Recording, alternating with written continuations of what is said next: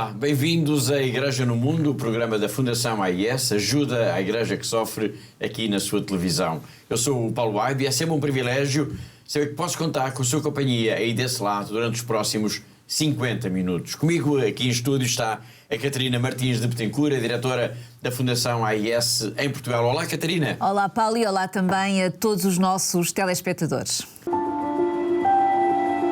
Ця війна, яка принесла так багато горя, так багато біди, спонукала багатьох людей поставити запитання про віру, поставити запитання про надію. Де є Бог, коли вмирають молоді люди чи люди похилого віку? І саме в церкві шукають відповіді на ці запитання.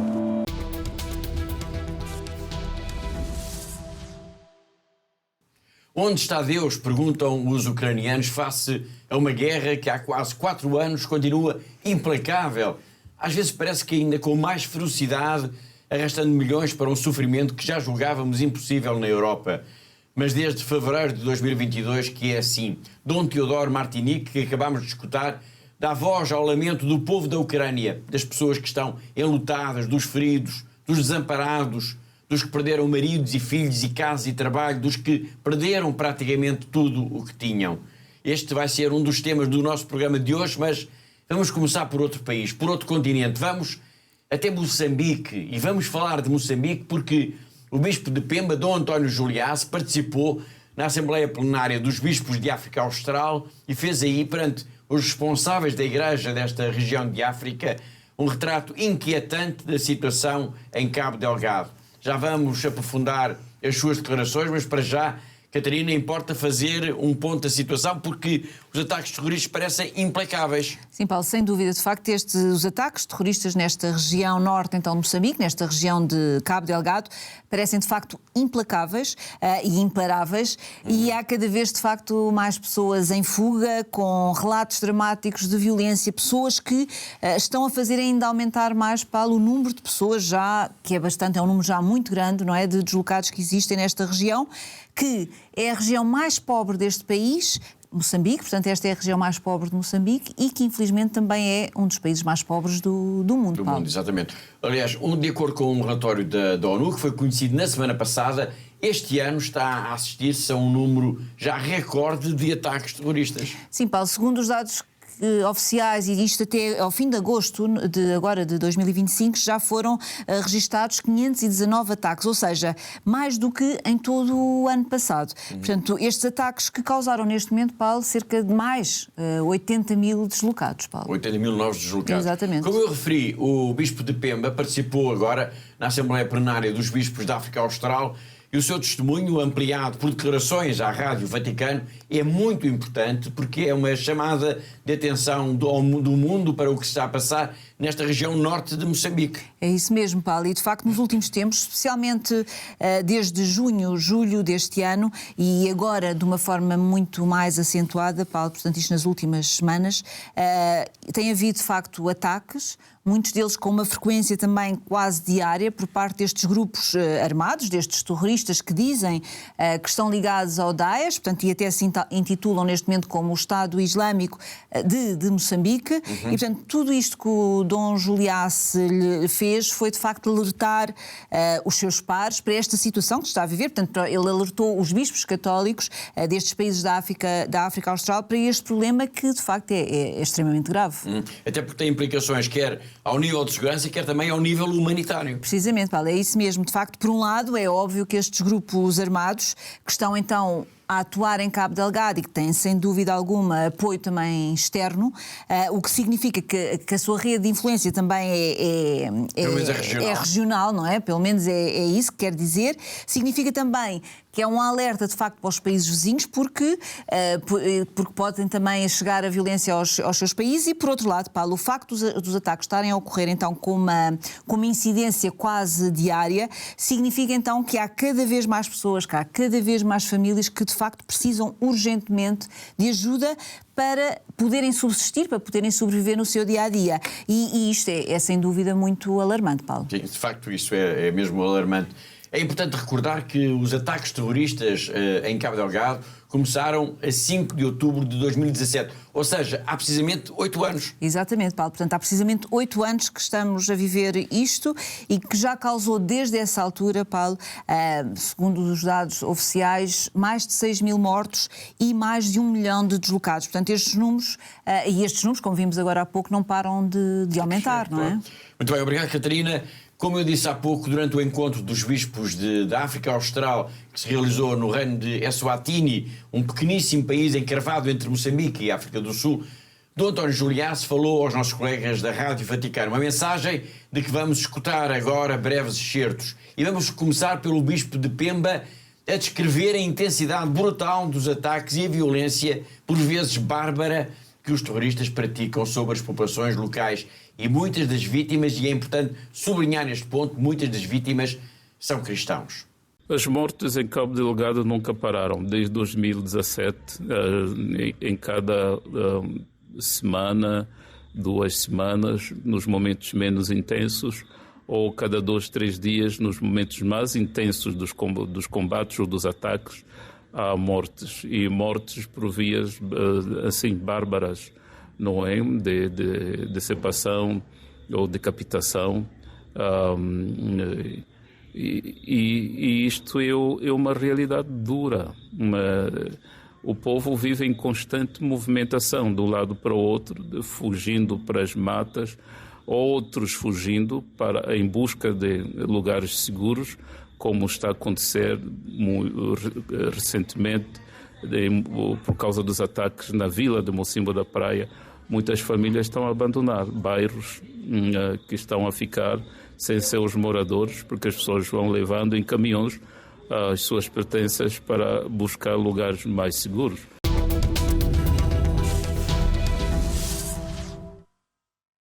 Estamos a escutar Dom António Juliás em declarações à Rádio Vaticano durante o encontro dos bispos católicos da África Austral.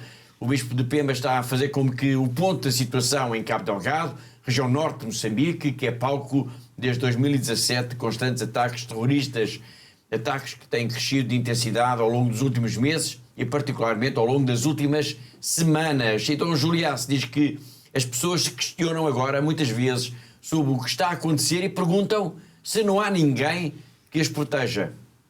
Assim o povo de Cabo Delgado tem questionado. Eu tenho escutado isso várias vezes quando estou nas comunidades, no meio do povo, a perguntarem, mas afinal, este país, nós somos ou não protegidos? E quem nos protege? E isto é doloroso, perceber que o povo se sente sozinho, o povo se sente sem alguém que lhes proteja e, em certos momentos, há também comportamentos que são questionados, né, daqueles que deveriam proteger o povo, mas não protegem. Pelo contrário, também têm atitudes que maltratam o povo, e isso sente-se.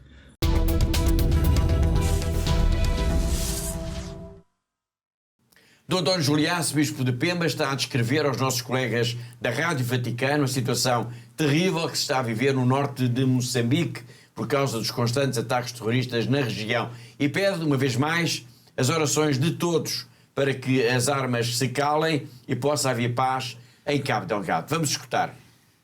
Porque não esperamos que...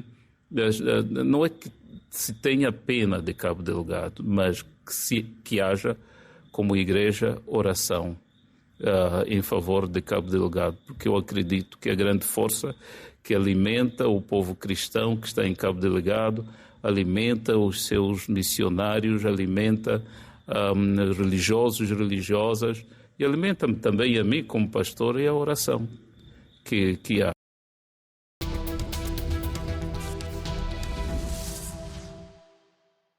A situação em Moçambique, de que estivemos a falar, de violência terrorista e de perseguição aos cristãos, faz parte, obviamente, do relatório sobre a liberdade religiosa no mundo da Fundação AIS, relatório que vai ser divulgado em Lisboa e nas principais capitais do mundo, já dia 21 de outubro. Nós temos uma entrevista com a Marta Petrosílio, que é a editora-chefe da equipa internacional de especialistas que produziu o relatório. já vamos escutá-la, mas antes disso, e até para sublinhar a importância deste relatório, e isto é também uma nota de agenda, claro, importa lembrar, Catarina, que o lançamento vai decorrer no Centro Nacional de Cultura em Lisboa. Exatamente, Paulo. No Centro Nacional de Cultura, portanto em Lisboa, que fica ali junto ao Chiado, fica mesmo ao lado do Teatro de São Luís, no Chiado. Portanto, a apresentação vai ser feita por Nuno Rogério, portanto, que é um especialista em assuntos internacionais e é uma figura bem conhecida da televisão, não é? Portanto, a sessão vai começar às 4h30, portanto, às 16h30, e gostaria de deixar aqui, Paulo, como o Paulo disse, de facto, este convite também para quem nos está a ver lá em casa, para aparecer neste dia, no dia 21 de outubro, então, no Centro Nacional de Cultura. Depois, no fim, vamos pelas 19 horas, vamos ter então uma missa na Igreja da Encarnação, no Chiado, e por isso deixo aqui de facto este convite para estarem presentes não só na apresentação, mas depois também se juntarem a nós nesta Eucaristia, e será também um momento, Paulo, em que as pessoas que estiverem connosco virão perceber que este relatório da Fundação AIS é de facto um documento que é imprescindível para nós percebermos qual é hoje, como é que está hoje o mundo relativamente a estas questões da liberdade religiosa e também da questão da perseguição aos cristãos, claro. Muito bem, obrigado, Catarina. Repito, dia 21 de outubro, terça-feira, pelas 16h30, no Centro Nacional de Cultura, em Lisboa, ao Chiado, mesmo ao lado do Teatro Municipal de São Luís. Depois a missa será às 7 da tarde na Igreja da Encarnação. E agora que já sabemos quando e onde vai ser o lançamento do relatório, vamos então escutar Marta Petrosílio, que é a editora-chefe da equipa que o produziu. Para já, a Marta vai dar uma breve explicação de como é que começou este relatório e o que é que se procurava e procura realizar com ele. The Religious Freedom in the World report by Aid to the Church in Need was first published in 1999. It was born from the need to shed light on the many violations of religious freedom happening across the world and to raise awareness about this fundamental right. To this day, it remains the only global report produced by a non-governmental organization that documents the situation of religious freedom in every country worldwide.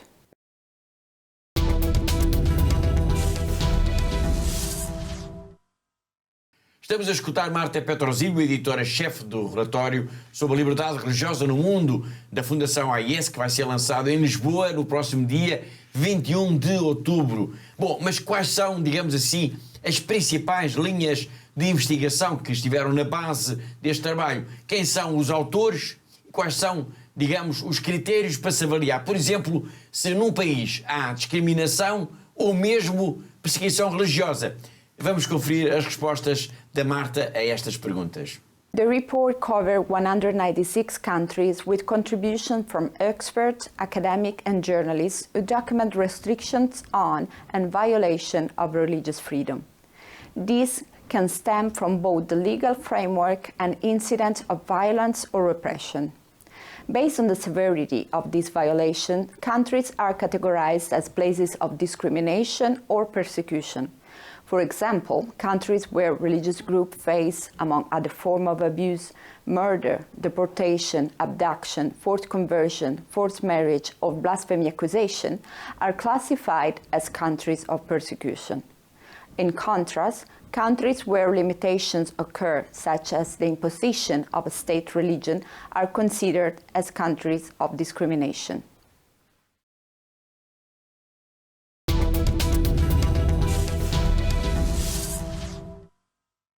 Estamos a escutar Marta Petrosílio, editora-chefe do relatório da Fundação AIS sobre a liberdade religiosa no mundo. Relatório que vai ser lançado em Lisboa e em simultâneo nas principais capitais do mundo no próximo dia 21 de outubro, pelas 16h30. A apresentação em Lisboa, já o dissemos, está a cargo de Nuno Rogério. Voltando ainda à Marta, temos uma última pergunta para lhe fazer hoje. Qual podemos dizer, para já, enfim, há um embargo para a divulgação das conclusões do relatório, mas, de qualquer forma, qual podemos dizer que é o ponto quente do mapa do mundo no que diz respeito à perseguição religiosa? E já agora, quais são os 3 países ou regiões onde a liberdade dos crentes está mais em risco? Vamos conferir as respostas. Like the previous one, this edition will also document the different forms of religious persecution occurring in several regions of the world: religious extremism, authoritarian regimes, and ethno-religious nationalism.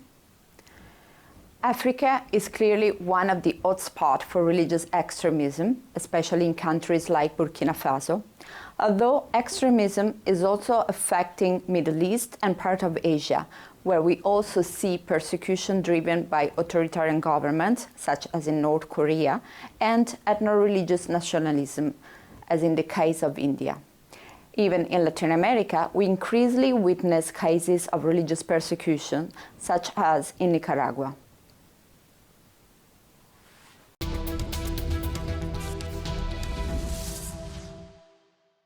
Foi a Marta Petrosilho, editora-chefe do relatório da Fundação AES sobre a liberdade religiosa no mundo, que vai ser lançado dia 21 de outubro, pelas 16h30, em Lisboa, no Centro Nacional da Cultura, ao Chiado. É mesmo ao lado do Teatro Municipal de São Luís. Estão todos convidados. Um dos países em foco no mundo quando se fala em violência, quando se fala em guerra, é o Sudão. E vamos falar agora do Sudão também para avançar com o número da semana. Todas as semanas nós apresentamos aqui um número que nos ajuda a compreender um pouco melhor as questões relacionadas com a liberdade religiosa, com a perseguição aos cristãos e também com as crises que afetam grande parte da humanidade. E se há crise humanitária, é mesmo no Sudão. Calcula-se, e aqui vai o número da semana, que haverá neste momento cerca de 12 milhões de deslocados no Sudão. É, Catarina, uma catástrofe humanitária. Sem dúvida, Paulo, é uma verdadeira catástrofe humanitária e, aliás, a guerra que está em curso no Sudão provocou já nesta região a maior crise humanitária do planeta, Paulo, e é preciso nós sublinharmos isto aqui para quem nos está a ver lá em casa. Portanto, a maior crise humanitária que vivemos atualmente não é a guerra que assistimos na Ucrânia, não é em Gaza, mas é de facto em África, é no Sudão, que apesar de tudo isto, pouco ou nada se fala nas nossas comunicações aqui da Europa, não é? Um país que está em crise humanitária por causa de uma guerra que começou em abril de 2023. É verdade, Paulo. Isto é uma guerra, de facto, entre dois generais. Portanto, um ligado ao exército do país e outro de uma milícia, e que, então, desde abril de 2023, Paulo, já causou pelo menos 12 milhões de deslocados. Portanto, são 12 milhões de deslocados em cerca de 50 milhões, que é o número de habitantes do Sudão. Portanto, e há também, Paulo, pelo menos a contabilizar 150 mil vítimas neste conflito. Portanto, estes números só por si falam, são números impressionantes e que não traduzem, de facto, toda a tragédia que se vive nesta região, nesta área. Portanto, os ataques contra os civis são, por vezes, de uma violência inacreditável, os deslocamentos em massa, portanto, os inúmeros casos de agressões sexuais que existem, a deterioração da assistência às populações, quer ao nível da saúde, e há também, por exemplo, o colapso dos próprios serviços básicos que transformaram, então, este conflito, como eu disse há pouco, no maior que estamos a viver atualmente, com a maior crise humanitária que estamos a viver atualmente, e podemos até dizer, Paulo, que é uma das piores deste século. Importa dizer também, já que estamos a falar aqui do Sudão, que a Fundação AES está no terreno, procurando ajudar a Igreja, que procura ajudar como pode, com os poucos recursos que tem, muitos destes deslocados, estas pessoas que fogem do horror da guerra e por vezes atravessam até a fronteira procurando alguma segurança em alguns dos países vizinhos, como é o caso do Sudão do Sul, onde a Fundação AES está presente. Sim, Paulo, estamos presentes em Malakal, portanto é uma estrutura que foi lançada pela própria Igreja para acolher então todas aquelas pessoas que fogem da guerra do Sudão e tem de facto o apoio da Fundação AES e foi, Paulo, relembra quem nos está a ver lá em casa, que foi alvo, não é, de uma campanha, tivemos uma campanha o ano passado, exatamente aqui em Portugal, com este objetivo claro de ajudar a sobrevivência destas pessoas que estão nestes campos. São cerca de 500 famílias, Paulo, ou seja, cerca de 3 mil pessoas e essencialmente são homens e mulheres que estão neste campo, Paulo. Isto é importante ficar aqui esta nota, que é também um desafio, claro, à solidariedade de todos os nossos telespectadores. Sem dúvida, Paulo, e deixo aqui um desafio, o desafio da semana também, para quem nos está de facto a acompanhar neste momento e que é necessário de facto ajudarmos concretamente estas 500 famílias que estão nesta zona de Malakal, que dependem inteiramente e exclusivamente da Igreja local para a sua sobrevivência no seu próprio dia-a-dia e por isso toda a ajuda que nós possamos receber e possamos enviar significa muito, porque estamos de facto a falar de pessoas que estão sem nada e que precisam urgentemente da nossa ajuda, Paulo. Muito bem, obrigado. Dom Stefan Ameio, arcebispo de Juba, no Sudão do Sul, foi entrevistado no Vaticano no final do ano passado, para a Fundação AIS, numa parceria que então tivemos com a agência Eclésia. Na ocasião, ele falou, entre outros temas, precisamente desta guerra no Sudão. Uma guerra que está a causar, como já dissemos, uma enorme crise humanitária. As suas palavras, que vamos agora recuperar, ajudam a perceber a urgência desta ajuda que falou agora a Catarina aos deslocados e refugiados, às vítimas da guerra e ao apoio que a Fundação AIS está a dar, por exemplo, à estrutura da igreja em Malakal, de que a Catarina, obviamente, esteve mesmo agora a falar. Vamos recuperar então essas palavras. Unfortunately, the two countries are still emerging from war, and another one has a hot war ongoing. And many of our Christians brothers and many of the Muslims brothers also have been scattered, especially from Sudan. Our many churches have been bombed, and all the churches in Khartoum have been damaged. All the parishes, all the offices have been all destroyed. And so I would like people to understand that this opportunity for telling you the real thing that is happening in Sudan and South Sudan. Certainly, South Sudan has now become a safe haven for Sudanese who are running from the north to South Sudan. And so they have taken refuge. Even some of the South Sudanese who were remaining in the north have come back to South Sudan in order to take refuge. And so they are sharing life together with their brothers in South Sudan. We do not differentiate now whether this is from the north or from the south. So we let people enter. The government of South Sudan also cooperated from the very beginning. It says that all the people should be accepted to South Sudan, open the borders. And so now we have big, huge numbers of people entering in.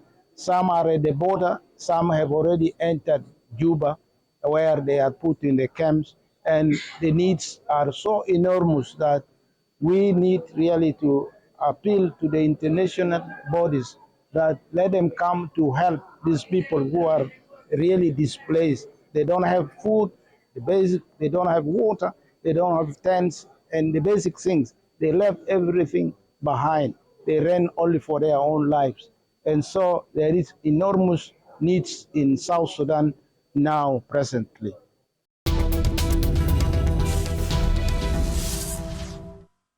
Da crise humanitária na região do Sudão, vamos agora até Macau, para irmos ao encontro do jornalista José Miguel Encarnação, nosso correspondente nesta diocese na China.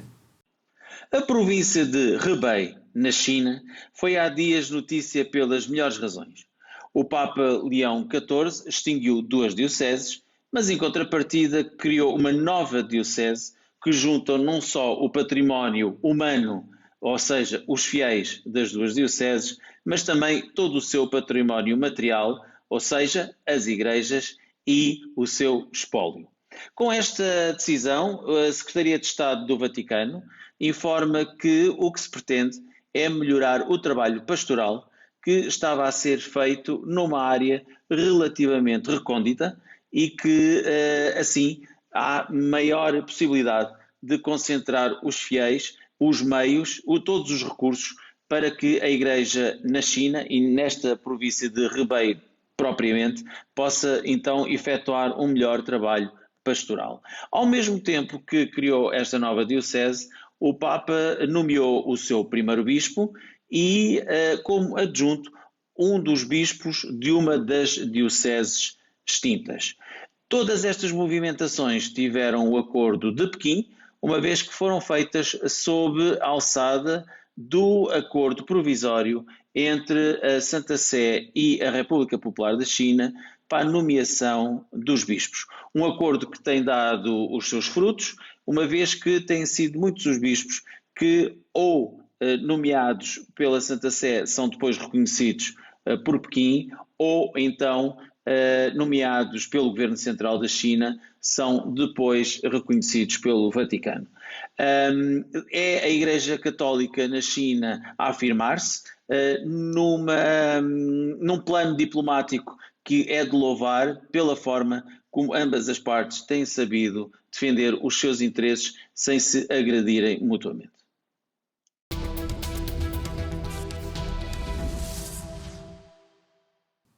Foi o José Miguel Encarnação, o nosso correspondente em Macau, na China, e assim chegamos ao fim da primeira parte do nosso programa. Na segunda parte nós vamos falar da Ucrânia, vamos retomar também a grande entrevista com a irmã Ermelinda Singua, superiora da primeira congregação religiosa nascida em Moçambique, e vamos ainda escutar o Papa Leão XIV no vídeo do Papa. Tudo temas para desenvolver daqui a pouco, depois de um breve intervalo. Até já!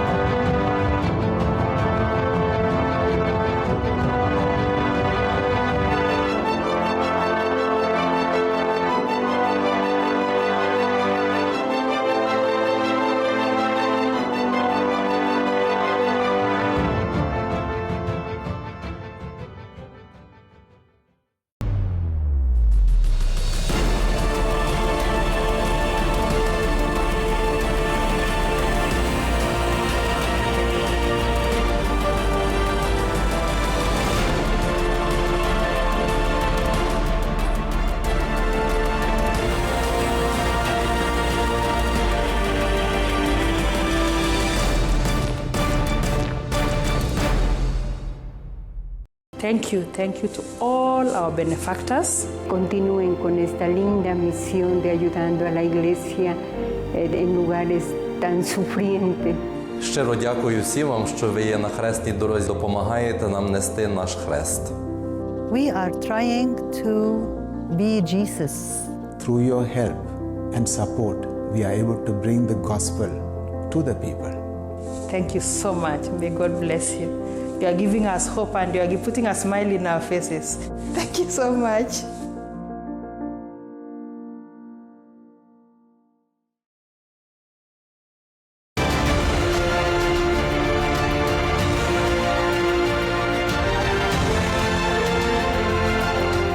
Nous leur disons merci pour ce qu'ils font déjà et nous pensons qu'ils vont continuer à nous soutenir, à soutenir nos séminaires pour la plus grande gloire de Dieu. La vocation est un mystère, la vocation vient de Dieu, c'est un projet de Dieu.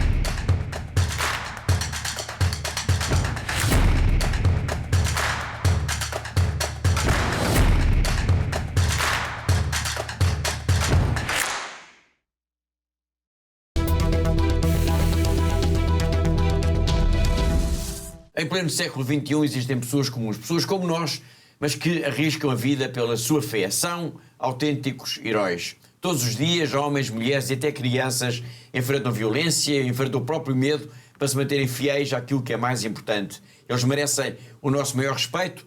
A Fundação AIS existe para eles, para todos eles, para cada um deles. Está a tornar-se cada vez mais difícil para os cristãos de todo o mundo praticar e viver a fé. Em muitos lugares, os nossos irmãos e irmãs sofrem pelo seu amor a Cristo. A missão de ajuda à Igreja que sofre é construir uma ponte de amor que permita que a Igreja que sofre e é perseguida testemunhe a sua fé, inspirando aqueles que a ajudam. Hoje, a ajuda à Igreja que sofre, ou AIS, apoiando mais de 5.000 projetos anualmente em mais de 145 países. Hoje em dia é necessária muita desta ajuda no Médio Oriente, onde a presença cristã enfrenta uma ameaça existencial. Lá e por todo o mundo, a AIS apoia a construção e a reconstrução de igrejas e onde as comunidades católicas se reúnem para prestar culto, rezar e serem fortalecidas na fé. A AIS apoia anualmente mais de 12.000 religiosas, ajudando-as a viver a sua vocação. A AIS também contribui para aqueles sacerdotes que mantêm viva a fé nas suas comunidades. Todos os anos, a AIS apoia a formação de aproximadamente 13.000 destes futuros padres por todo o mundo. A AIS apoia a tradução, impressão e distribuição de mais de 51 milhões de cópias da Bíblia para crianças em 190 línguas. A AIS recebe pedidos de ajuda não só para livros, mas também para estações católicas de rádio e de televisão. A cruz, o sinal da promessa de Deus, tem guiado o trabalho pastoral de ajuda à Igreja que sofre. É a cruz que também tem inspirado os benfeitores da AIS a ajudar aqueles que não conseguem levar as suas cruzes sozinhos.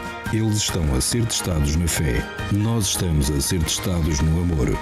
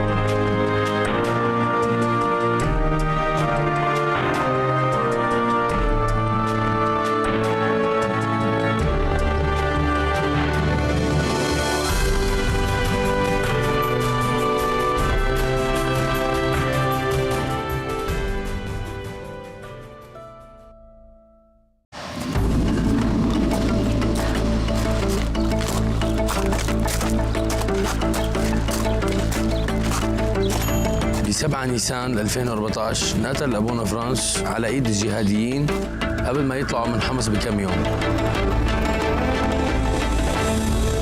كان هو الراعي الحقيقي اللي ما تخلى عن رعيته.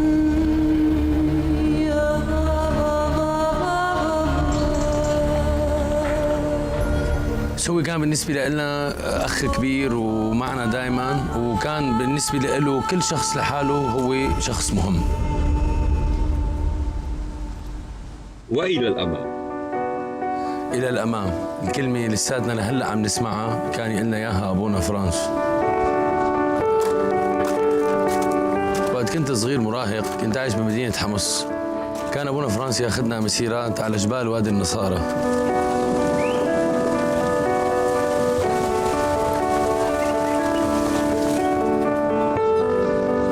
علمني أبونا فرانس افرح بإيماني،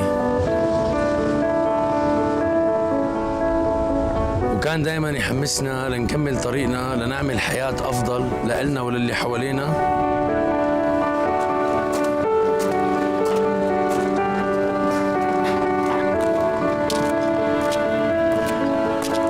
بدون ما نخسر إيماننا. حتى جيرانه الإسلام اللي ضلوا حد الدير ما تركهم، كان يقدم لهم أي شيء بيقدر عليه من أكل ومأوى.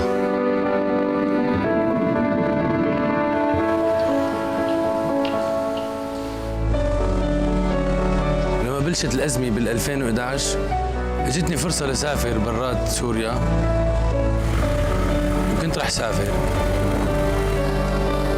بس أبونا فرانس ألهمني وضليت وصرت متطوع بخدمة أخواتي السوريين.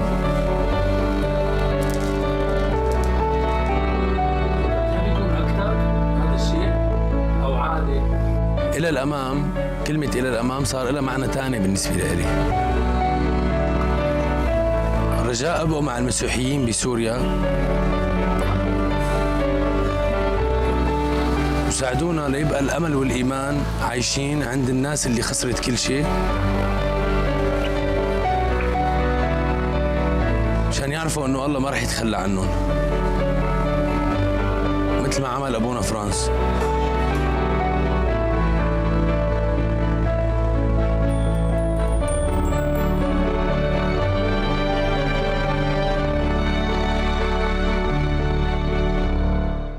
Bom, já na segunda parte do programa de hoje vamos então retomar a grande entrevista com a irmã Ermelinda Singua, que é a superiora da primeira congregação religiosa nascida em Moçambique, entrevista que nos tem vindo a acompanhar há já umas 3 semanas. Mas para já, importa antes disso ainda ir até à Ucrânia. No arranque do programa nós escutámos um bispo a falar na dor e no sofrimento que a guerra está a causar nos ucranianos. Apesar desta guerra ser notícia praticamente todos os dias, a verdade é que se fala cada vez menos do impacto que está a ter nas pessoas, nas populações forçadas a abandonar as suas casas, as suas aldeias e vilas e cidades. Fala-se muito da guerra, mas pouco no sofrimento. E digo isto, pois sempre que algum bispo vai à sede internacional da Fundação AIS na Alemanha, ele faz questão, Catarina, de deixar um alerta para esta questão muito em particular, o sofrimento das populações da Ucrânia. É isso mesmo, Paulo. E o último bispo a visitar então a nossa sede internacional em Königstein, na Alemanha, Dom Maxim Ryabuka, falou-nos até de uma situação muito especial. É que a sua diocese, por exemplo, abrange um vasto território que está sob a ocupação das forças russas, das tropas russas, e por isso é uma zona que é inacessível para ele e também para os seus poucos sacerdotes. A diocese dele, que é a diocese de Donetsk, abrange as regiões de Donetsk, claro, mas também de Luhansk, Dnipro e Zaporizhia. Tudo nomes bem conhecidos que ouvimos na televisão, porque indicam os lugares que têm estado no centro da guerra na Ucrânia. Bom, mas que retrato é que o bispo fez do seu país nesta visita agora recente à sede da AIS na Alemanha? Bom, Paulo, foi o retrato de um país que está mergulhado na guerra, portanto nem tudo o que de mau tem uma guerra. Ele disse que, por exemplo, todos os dias escuta relatos de violência, de medo, de terror, que a situação está cada vez pior. Os drones, explicou, que são cada vez mais usados pelos militares e tornaram-se neste momento transformar qualquer lugar num lugar inseguro, inclusivamente para os próprios civis. Diz também que, por exemplo, ao longo da linha da frente, onde a guerra está a ser travada com uma maior intensidade, não é? E que fica apenas a 30 km então da sua diocese, as pessoas abandonam neste momento as casas à noite, com medo de poderem morrer sobre os escombros das suas casas, e por isso vão dormir para os campos, junto aos lagos. Portanto, é de facto uma situação terrível que está a ser vivida neste momento na Ucrânia, Paulo. Mas apesar de tudo isso, deste cenário tão dramático, há ainda sinais de esperança? Sim, claro que sim. Há sempre sinais de esperança, e o bispo contou-nos, por exemplo, na sua diocese, Paulo, há 19 seminaristas. Portanto, isto, neste contexto de guerra, portanto, o facto de haver estes seminaristas, estes jovens dispostos a seguir o chamamento, certo, é de facto extraordinário. Por isso, o bispo fez questão então de dizer que estes 19 jovens querem, de facto, sonham com o sacerdócio, e que mostram bem a importância também de todo o trabalho, todo o apoio que a Fundação AIS tem dado ao longo destes anos, através, como é óbvio, da generosidade dos seus benfeitores, dos seus amigos espalhados em todo o mundo, e que estão tão ligados e com tanta vontade, não é, de continuar esta onda de solidariedade para com a Igreja na Ucrânia, Paulo. Bom, e por falar nisso, importa também sublinhar que a Ucrânia foi, no ano passado, aliás, tal como nos anos anteriores, o país mais ajudado a nível internacional pela Fundação AIS. Sim, no ano passado a Ucrânia foi de facto o país que foi mais apoiado pela Fundação AIS, e nós, Fundação AIS, estamos profundamente envolvidos, por exemplo, em vários programas, e destaca aqui, por exemplo, a parte da formação, a formação dos sacerdotes, não é? A formação também na formação para o tratamento de traumas, de poderem acompanhar os traumas, em que já apoiámos neste momento, Paulo, até agora mais de 1.800 padres, irmãs e também leigos. Existe também programas de apoio e grupos de terapia para os órfãos, para as viúvas, para as mães dos jovens falecidos, das pessoas falecidas, e só em 2024, Paulo, a AIS ajudou também a criar 4 centros de terapia para cuidados tanto espirituais como também psicológicos.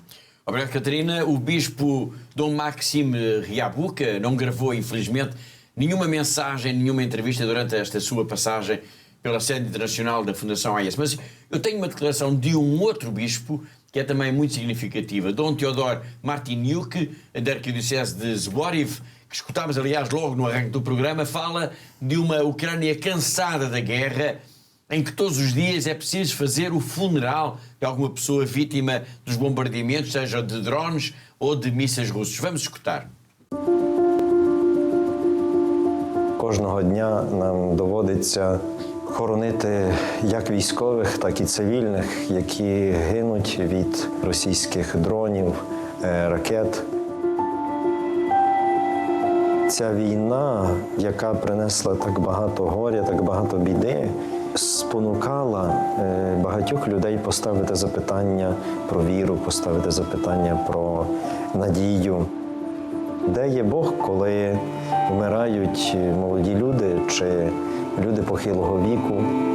І саме в церкві шукають відповіді на ці запитання. Тому для душпастерів одним з найбільших викликів тепер є бути поруч всіх тих, хто страждає. Український народ звертається до Бога, адже в Бозі ми знаходимо надію. Ми намагаємося, як християни, переживати це разом з терпінням і стражданнями Ісуса Христа. Це Він нам показує світло через терпіння, через страждання до Воскресіння. Одним із знаків Божої присутності є якраз та дружба, яка вже багато років існує між нашою церквою і церквою в потребі. Це є ознакою Божої любові до нас. Є властиво знаком, що ми не самі. Це властиво був Божа рука, яка щедро простягалася до наших парафій, до наших монастирів, до кожного нашого вірного. Ось.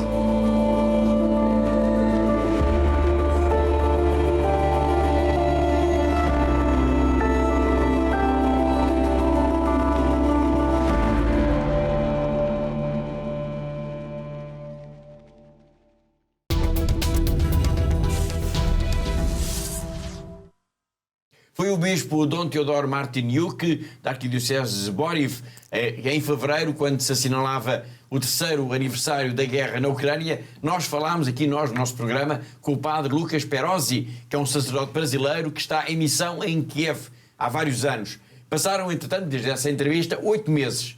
Nada mudou. Vale a pena recuperar agora as suas palavras para se compreender um pouco melhor o drama de quem vive debaixo de bombardeamentos, debaixo de uma ameaça permanente. Que estamos vivendo agora, falando de paz, mas não se vê nada nenhum, nada que leva ao fim da guerra. Por isso aqui ninguém, a única coisa que tem é a esperança de que um dia isso acabe. E vai acabar. Mas o que mudou na relação aqui entre as pessoas é que estão voltando, muitas pessoas feridas e pessoas que estavam no exército, na fronte, na guerra, lutando, estão voltando também. E isso é um desafio muito grande para toda a sociedade em geral, não somente para a igreja. E por isso, esse é um dos motivos que está corrido também, que nós temos que nos preparar para essa nova onda de pessoas que vão voltar, que estão voltando, né?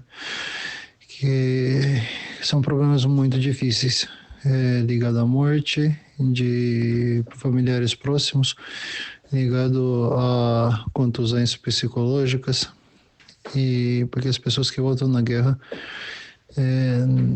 não voltam do mesmo jeito que foram. E é muito difícil lidar com essas pessoas. E os familiares também têm o mesmo problema. Aqueles que vão para a guerra e depois voltam da guerra, eles já não conseguem viver aqui numa vida, levar uma vida normal. Por isso temos que fazer um trabalho muito duro com eles, né? Que é duro para nós e para eles também. Um trabalho muito duro. Por isso, em relação à igreja agora, nós estamos nos preparando, estamos nos preparando para isso. Os encontros que nós fazemos com o bispo, a formação permanente que nós temos, todas elas estão dirigidas à reabilitação das pessoas que voltam, não somente para os paroquianos e para os cristãos e católicos, né? Mas para todo mundo. Para todo mundo, porque até a sociedade em si não está preparada para acolher todas essas pessoas com todos esses problemas. O governo também não dá conta.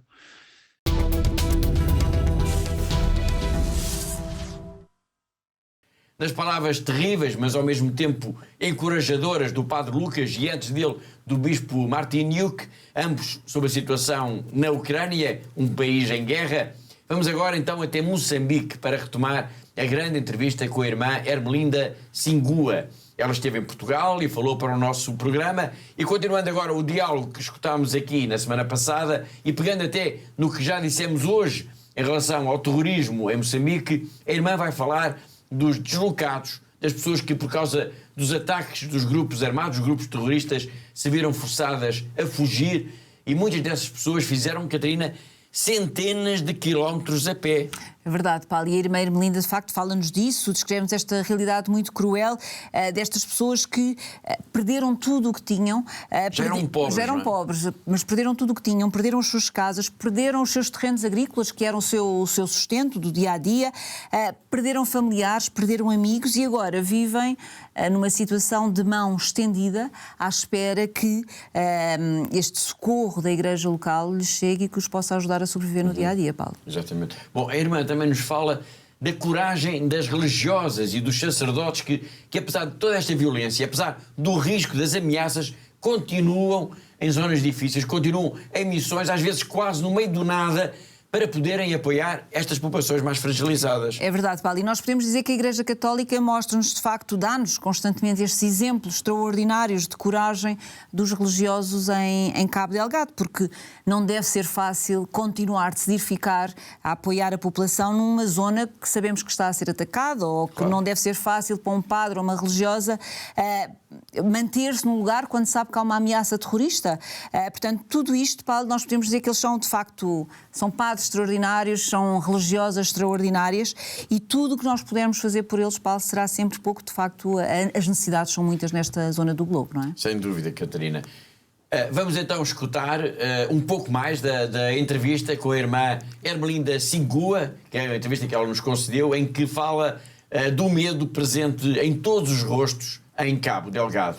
Claro, há muito medo. Eu tive a graça de ir até Cabo Delgado para me solidarizar com o Dom Juliace por causa dessa situação, e tive a oportunidade de ir visitar um dos 2 ou 3 campos de deslocados em Chiure, que foi em março deste ano, que eu fui para lá para ir ver de perto. Estão lá as irmãs salesianas e estão os padres jesuítas em Chiure.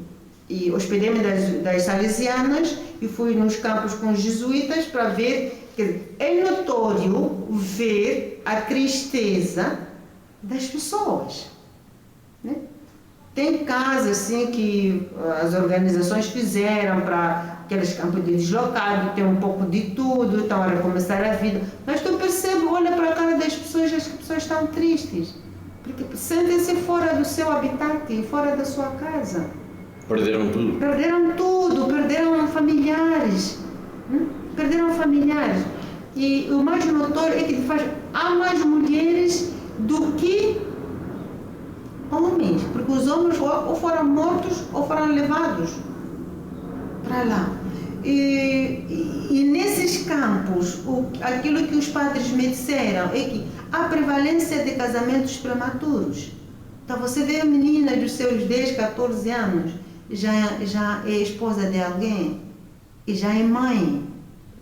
Então, como se pode avançar com esse tipo de mentalidades, com esse tipo de vida, numa sociedade como neste século XXI? Não é possível. Então, significa que esta geração, essas pessoas estão condenadas, podemos dizer assim, a viver numa miséria total.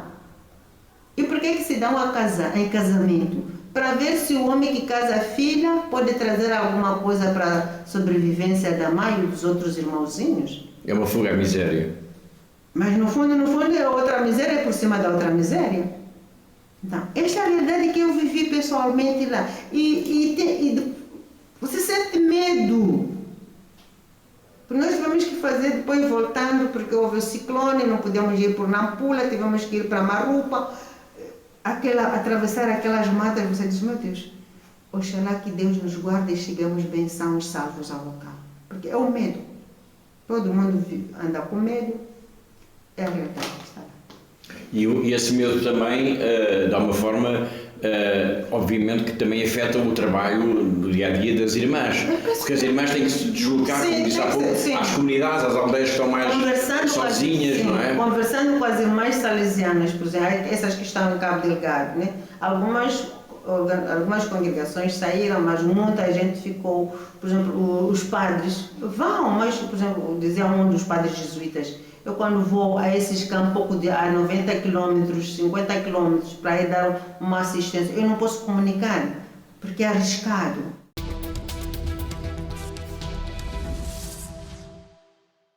Foi a irmã Ermelinda Singu, a superiora das Irmãs da Imaculada Conceição, a primeira congregação religiosa a nascer em Moçambique, numa grande entrevista que vamos retomar na próxima semana. E por falar na próxima semana, fica aqui a promessa, nós vamos dar obviamente destaque à jornada de oração do Terço pela Paz com as Crianças, uma jornada que se realizou no dia 7 de outubro e teve epicentro na Capelinha das Aparições, em Fátima, mas que aconteceu também nos 4 cantos do mundo e que mobilizou seguramente mais de 1 milhão de crianças em todos os continentes. E rezar pelas pessoas que defendem e promovem a paz é também a proposta do Papa Leão XIV no chamado Vídeo do Papa.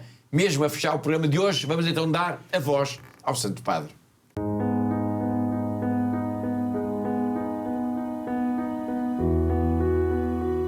Let us pray that believers in different religious traditions might work together to defend and promote peace, justice, and human fraternity.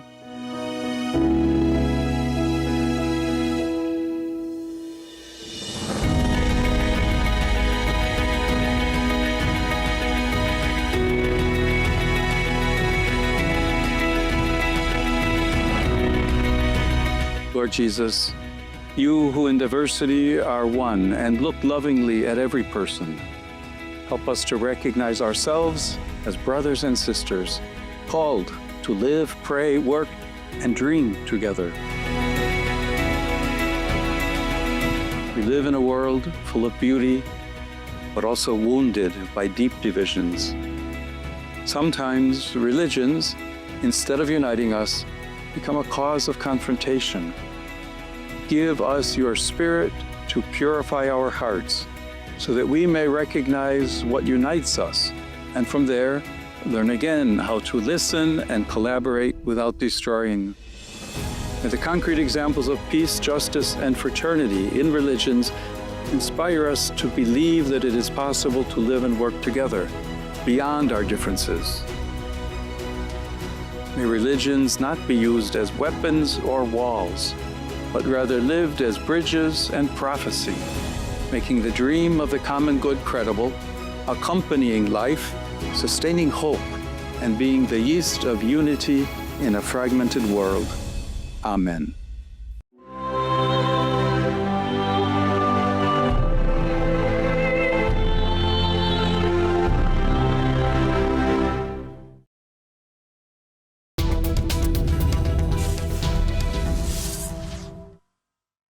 Foi o Santo Padre no chamado Vídeo do Papa e assim chegamos ao fim do programa de hoje. Todas as semanas nós marcamos encontro aqui porque há uma igreja que precisa da nossa ajuda. Agradeço a presença e a colaboração da Catarina, a diretora da AIS em Portugal, assim como de todos os que ajudaram a produzir, a editar e a levar até si este programa. E quanto a mim, resta-me dizer que foi um gosto, como sempre, saber que esteve aí desse lado, na nossa companhia. Despeço-me com amizade. Até para a semana, se Deus quiser.